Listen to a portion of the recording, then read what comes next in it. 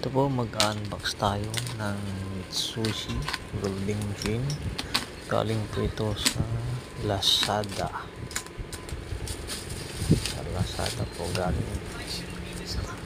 Ito po ay pinakamurang welding machine galing Japan. Ito po, ina-unbox po natin. Yan. Maganda yung pagkakabalot. Mitsushi 300 amperes. Yan, unboxing.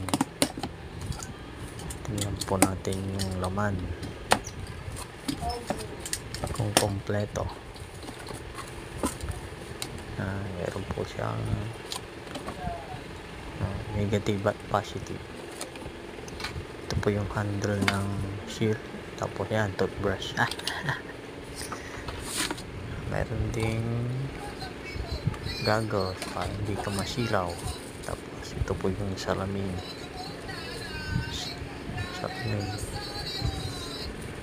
At syempre ito po yung unit. Naka bubble wrap pa yan. Saka ito po yung manual. Yan.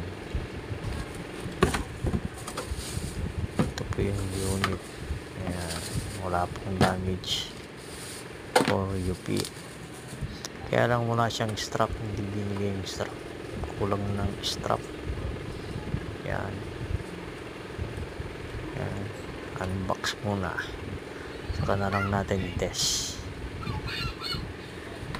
Yan po. Thank you for watching.